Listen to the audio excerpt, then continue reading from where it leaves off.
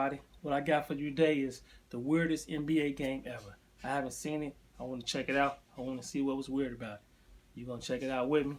Let's get right into it. I hope it ain't no dumb shit. I want to make sure that it's weird. It's Warriors versus Blazers. Let's check it out. Let's get right into it. The Golden State Warriors have become a dominant force of basketball. They've set records, won championships, and amassed a slew of team and individual achievements. However, there was a time when things weren't looking so good for the franchise. In fact, the Warriors hold the record for the most seasons without a playoff appearance at 35. Damn, that's a lot. One of those seasons was in 2010 when the team won just 26 games. Damn. However, none of those games were as interesting as the very last. Okay, let's check it out.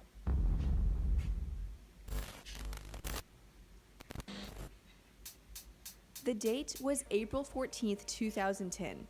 The Warriors were finishing up a rough season full of injuries and missed opportunities. They had traded players, waived players, signed players to 10-day contracts, and pulled guys up from the D-League, all in an effort to account for losses of key players. They had a somewhat bright future with rookie Steph Curry and budding star Monte Ellis, both of whom would carry the team on this fateful night. For their last game of the season, a road game against the Portland Trail Blazers, the Warriors had only 6 healthy players. Damn, However, 6? in order to comply with the NBA rule stating that you must have a minimum of 8 players dressed, both Anthony Morrow and Ronny Turiaf were in uniform, although they were injured in previous games and technically could not play. The starting lineup was Steph Curry, Monte Ellis, Anthony Tolliver, Reggie Williams, and Chris Hunter. The plan was basically for them to play every minute of the game. 5 minutes and 27 seconds into the game, the plan was dashed, as starting center Chris Hunter suffered a knee injury that forced him to the bench. In came Devin George in his place. At this point, there is no room for error. There couldn't be any more injuries, no foul outs, no ejections, nothing. Playing for 48 minutes straight is tough enough, but they also had to play perfectly. Surprisingly, the game went pretty well. Curry scored 42 points, Ellis scored 42? And with the help of a double-double from Anthony Tolliver, the Warriors had a lead with less than 5 minutes to play. And that's when the madness started.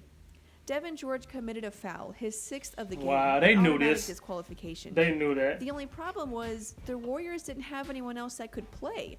Sure, they had 2 other players dressed, but that was only to comply with the rules. They couldn't actually play a game.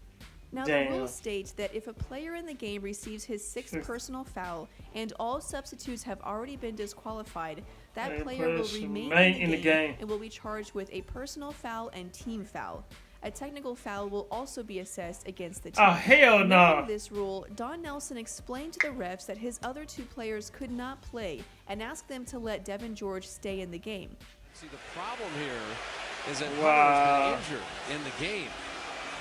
That's why you got to follow the rules and get more players. Shit. I don't want to put an injured player back in. He can't play. The referees apparently did not agree with his interpretation of this rule, forcing Nelson to put Chris Hunter, who, if you remember, had been injured in the game and could barely walk, back into the game. Wow. It didn't help that the Portland fans went hysterical when Nelson tried to protect his injured player by keeping George in the game. Here it is. They ain't letting that ride. Steph Curry fouled out and didn't have enough players. Right. They want Devin George to stay on the floor. That's it.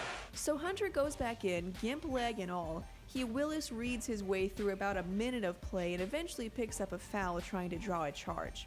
What? At this point, Chris Hunter simply cannot play. Damn. Devin George, the only healthy player left, can come in the game, right? Nope. No Damn. matter how much Nelson pleads, the refs won't allow George back in. That's fucked up. At this point, the Blazers fans are livid. Apparently, they thought it was unfair that an injured player should be allowed to not play. Or maybe they were so upset by getting beat by a squad of 5 guys. Don Nelson wants Devin George to go back in, and Eddie Rush... Nah, hell no, they ain't going. Hey, those are the rules, man. If you can't comply with them... Ronny Turiaf, who was injured in a previous game, is forced to enter the game. He plays about 15 seconds, long enough to commit a foul and submit a claim that he was injured during the game, thus allowing him to sit out and not play.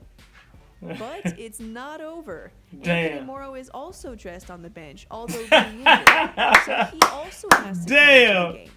Morrow That's plays fucked about up, 10 man. seconds, claims an injury that he already had, and goes to the bench. Now Devin George can come back in. So the Warriors really, have referees? all of their players. Literally no one is on the bench since all of their healthy players are on the court. Damn, and they now lost the 3.5 minutes left in the season. At this point, you take a loss, right? Everyone would understand. The Blazers were a 50-win team in the 6th seed. The Warriors were a lottery team hoping for the #1 pick. Damn. There's no shame in just accepting the inevitable. Well, the Warriors were not in an accepting mood that night.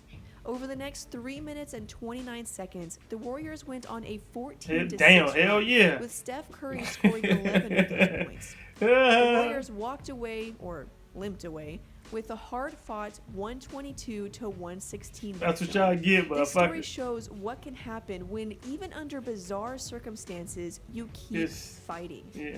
Coach Don Nelson said of his players, they thought it was the greatest game they ever played in to do What? something like that. Hell You no, know that what? wasn't no great They game. might be right.